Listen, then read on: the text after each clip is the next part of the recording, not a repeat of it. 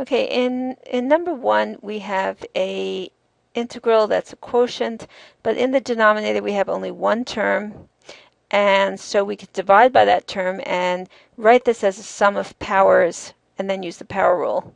So that's what we're going to do. Let's think of this as x to the 1/2 and start dividing by x to the 1/2. So let's do that. So here we have 3x to the, this is 10/2 minus 1/2, that's 3x to the 9/2, minus 2x to the 4/2 minus 1/2, that's 3/2, plus 5x to the 1 minus 1/2, that's 1/2. Okay, sum of powers, now we're ready to do the power rule. Add 1, and we get 9/2 plus 2/2, we have 11/2. Divide by 11/2. Add 1, 3/2 plus 2/2, 5/2. Divide by 5/2. Okay, 1/2 plus 2/2 is 3/2, and now divide. And that's the integral.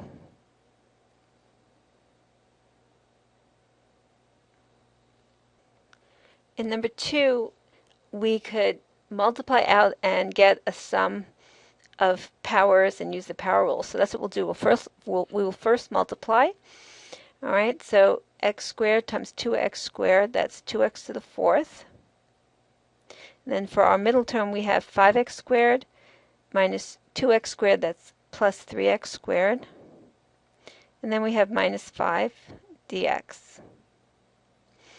All right, let's integrate using the power rule. So here we have 2x to the 5th over 5 plus 3x cubed over 3 minus 5x plus c.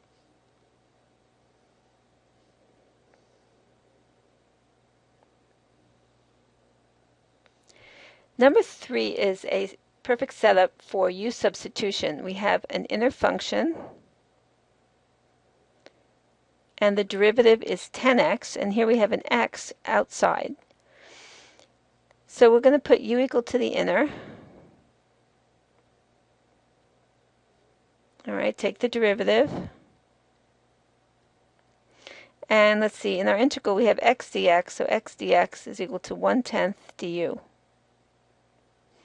So we're ready to substitute.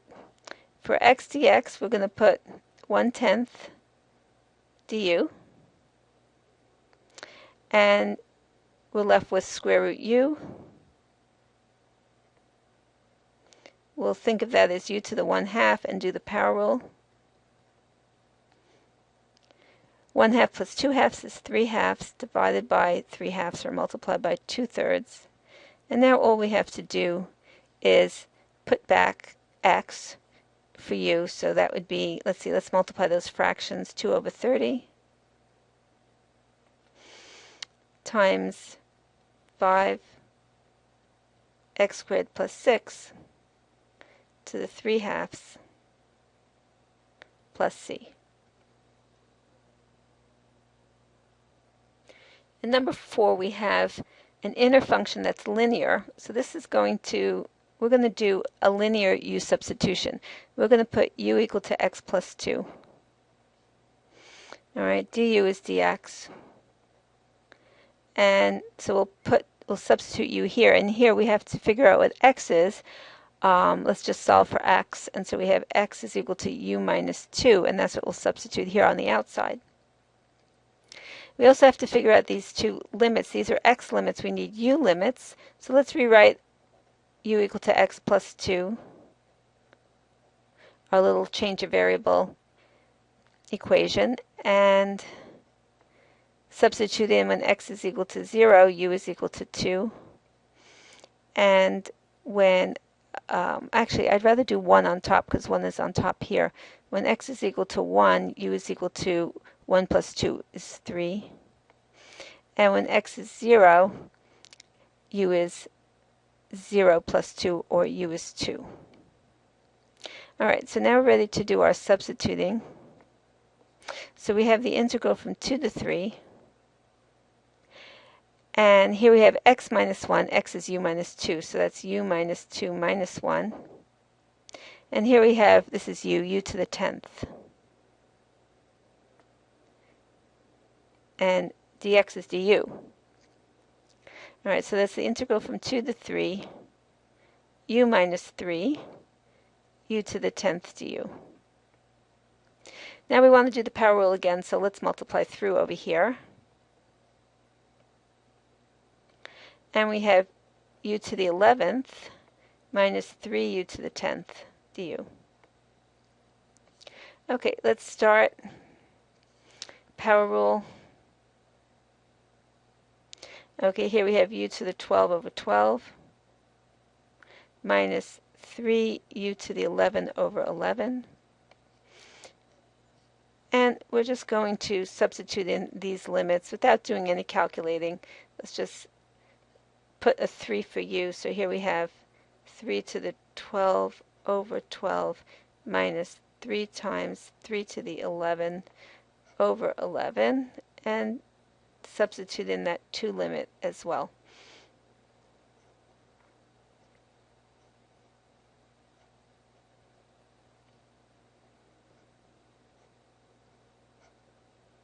And we'll just leave it like that.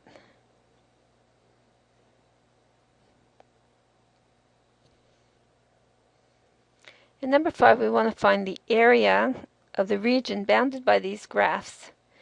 Well, let's see what the intersection points are to start with, so we'll know our limits of integration. So first we want to find intersection points by setting the two equal to one another.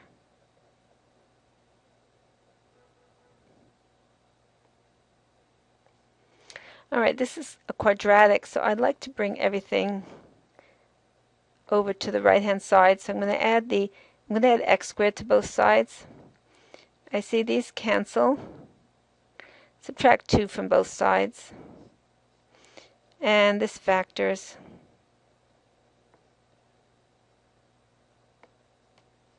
All right, so we have two intersection points at x equal minus 2 and at x equal 2. Without precisely drawing the graph, this is a quadratic that faces down. And this is a line. If I draw the line above here, a line with positive slope, slope 2, if I draw the line above here, there won't be any intersection points. So I assume that the graph looks something like this. All right, so that would leave this on top. And this on the bottom. So I'm going to integrate the difference between these two curves.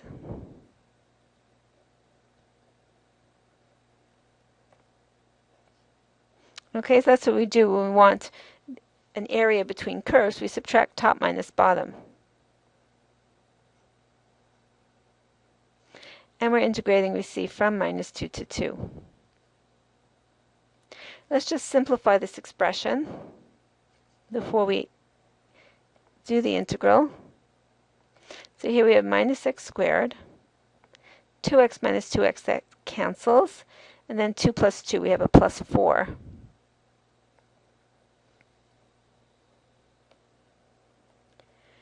All right, so let's integrate this. That would be power rule minus x cubed over 3 plus 4x. And we'll substitute in our limits of integration. All right, substituting in 2, we get minus 8 over 3 plus 4 times 2.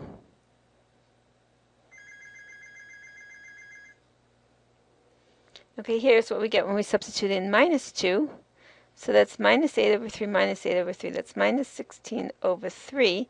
And then we have 8 and minus minus 8. 8 plus 16.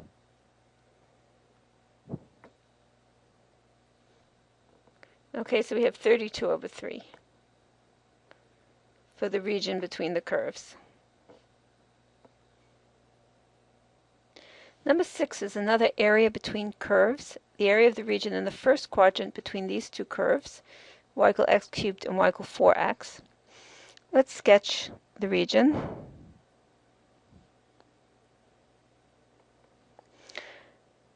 Y equal x cubed looks something like this.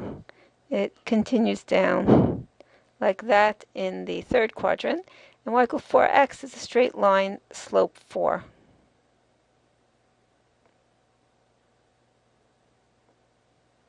Here they have this intersection point that we have to find. Here they have an intersection point at 0. So anyway, let's first find the intersection point, and then we'll find this region. This is the line y equal 4x. It's on top, and this is y equal x cubed on the bottom. So first, intersection point. So we write x cubed equal 4x. All right, let's subtract x cubed minus 4x equals 0. Factor out x squared minus 4. And we have x plus 2, x minus 2. So we see we get intersection points at x equals 0, x equal minus 2, and x equal 2. We're interested in the first quadrant, so let's disregard that. We're going to look at the region that goes from x equals 0 to x equal 4. So this is 4, to x equal 2. This is 2 right there. All right, so we'll integrate the integral from 0 to 2 for our area. And we're going to do 4x. And we're just going to subtract x cubed. All right, so let's integrate. So we have 4x squared over 2 minus x to the 4th over 4 from 0 to 2. Okay, let's just reduce that. We have a 2 there. Okay, substituting in 2, this is 2 squared. 2 times 4, so that's 8. And substitute in 2 over here, and we have 16 over 4, that's 8 minus 4, or we get an area of 4. And number 7, we want to find a volume of the solid of revolution found by rotating the region bounded by y equal square root x minus 1, x equal 4, and the x-axis about the x-axis. So first let's just draw the region.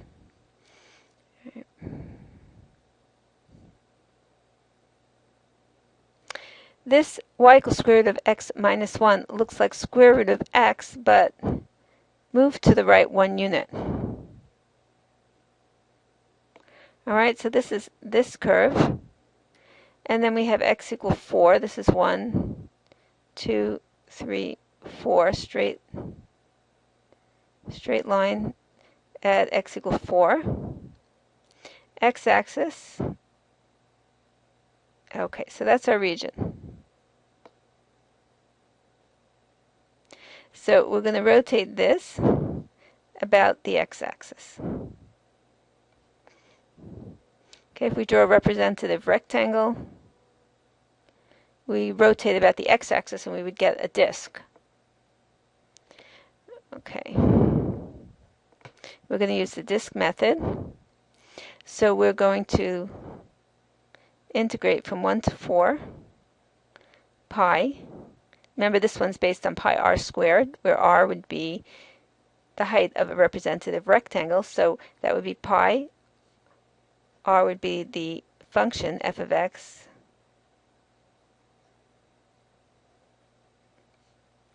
All right, so this,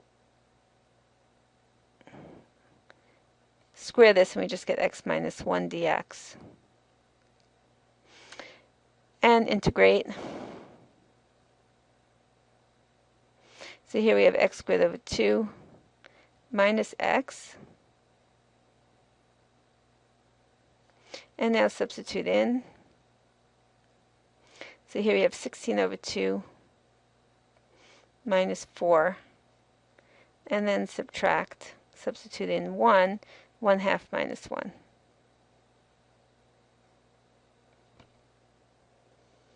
Okay, and you just have to simplify this. I think it comes out to 9 pi over 2.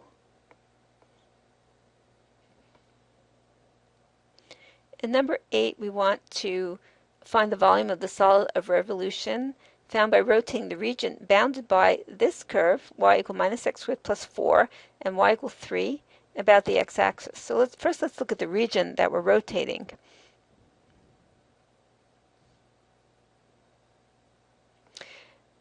Minus x squared plus 4 is minus x squared, which is like an upside down parabola, lifted 4 units.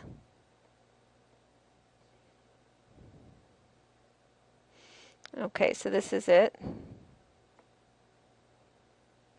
And y equals 3. Okay, 1, 2, 3, it's right here.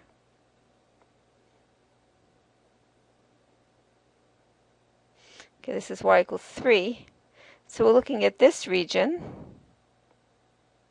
and we're rotating about the x-axis. So if we look at a single rectangle, it's not touching the x-axis. So when we rotate, we're going to get what we call a washer, like a disc with a hole in it. So we're going to use the washer method. Let's write down the washer method. So it would look like this.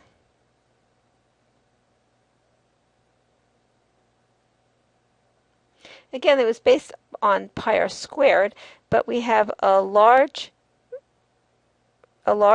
radius and a small, and and this is a small radius, and we subtract the two, or from the large radius, subtract off the small radius, so we're just left with the top. Okay, that's this radius squared minus radius squared. All right, we also need these 2 points. We're going to integrate from here to here. So we have to find these intersection points. Let's do that down here. So we're going to set minus x squared plus 4 equal to 3. That is this curve, x squared plus 4, and y equals 3 right here.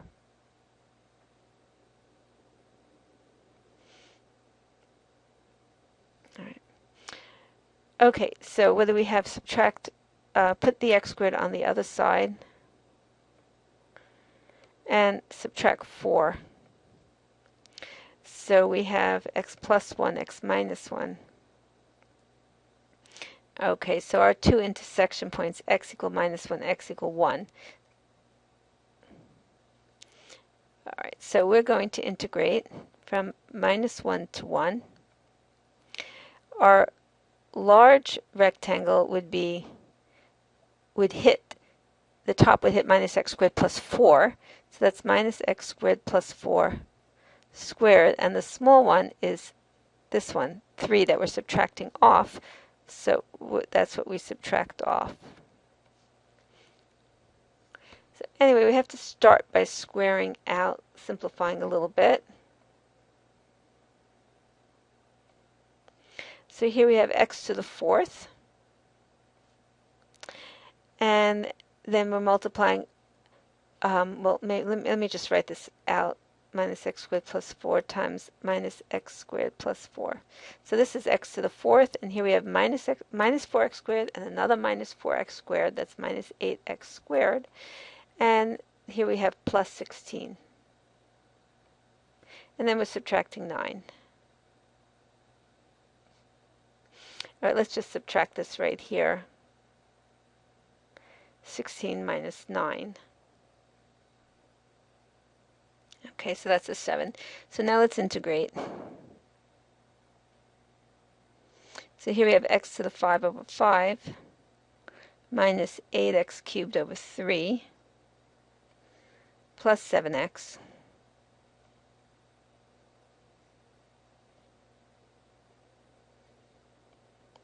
And substitute in our limits of integration. So there we have 1/5 minus 1/3 plus 7, substituting in 1. Substitute in minus 1. Oh, sorry, when I substituted in 1, I left out the 8. Right here we have an 8. Let me put that back. Okay. So now let's do the minus 1. So here we have minus 1/5, and here we'd have plus 8/3, and here we'd have minus 7. Okay, if you work this out, I think it comes out to 136 pi over 15.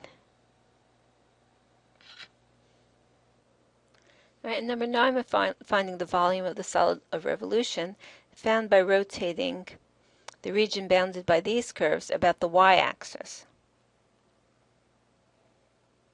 All right, y-axis, so we're probably going to use shells. All right, let's first graph this region. All right, so we have y equals square root of x. Looks something like that. Y equal 1, let's say like horizontal line, and x equal 5. It's a vertical line. Okay, so this is y equal 1. This is x equal 5. And here we have 0. So this is the region, and we're rotating about y. So if we look at a typical rectangle, picture rotating this typical rectangle about the y-axis, and you can visualize that we would get a cylindrical shell. So we're going to use the method of cylindrical shells. The volume is based on the formula 2 pi RH, which is the area of the outside of the shell. Okay, so the volume is equal to the integral of 2 pi. Now, for the radius, let's say the radius of this typical shell that's formed by revolving this rectangle, the radius would be given by x, the distance from 0 to here. It would be given by x. All right, x changes depending on which rectangle we're rotating. Okay, so we have 2 pi instead of r, we have x, and h is the height.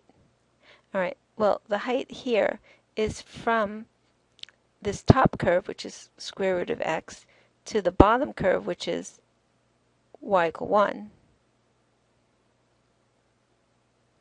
So the height would be square root of x minus 1.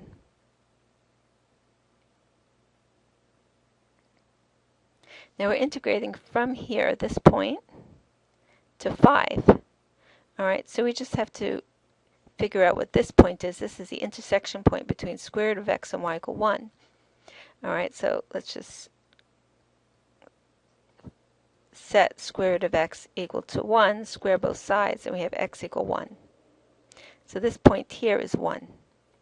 So we're integrating from 1 to 5. All right, so the volume is equal to, I'll take out the 2 pi,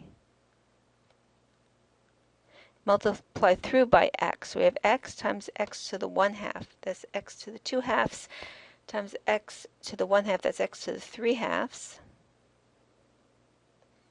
minus x dx, just multiplying through. All right, let's do the power rule now. So this would be x to the 5/2 times 2/5 minus x squared over 2. And just substitute in our limits of integration. Substituting in 5, we have 5 to the 5/2 times 2/5 minus 25 over 2. And then substitute in 1, and we have 2/5 minus 1/2.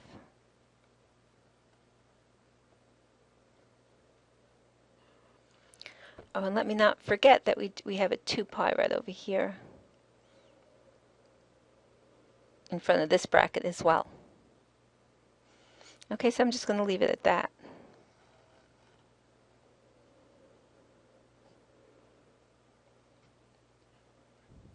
In number 10, we want to draw the graph of y equal 2 to the x plus 1 and indicate 3 points on the graph. So first let's look at y equal 2 to the x. All right, this goes through 0, 1. 2 to the 0 is equal to 1. It goes up quickly on the right, and we have a horizontal asymptote on the left.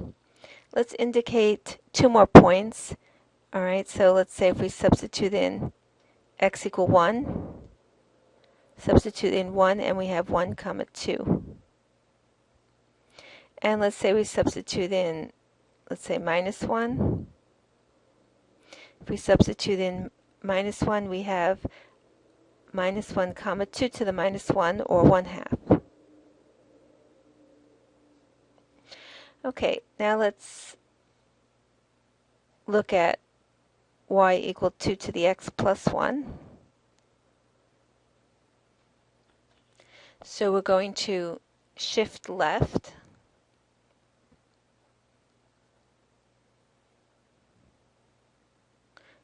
One unit. Left because of the x plus 1.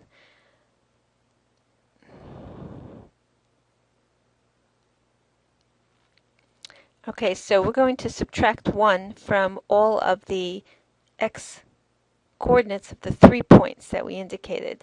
So this 0, 1 will go to minus 1, 0. So that'll be 1 point on the graph.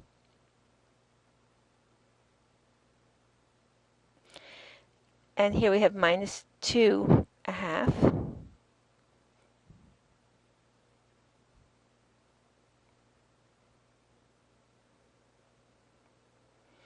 And here we have 0, 2.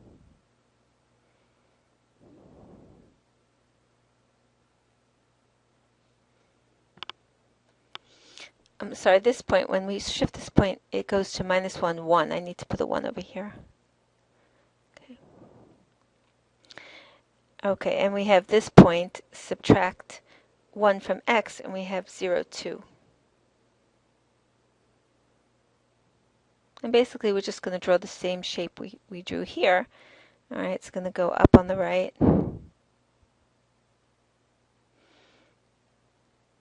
like that, and down on the left.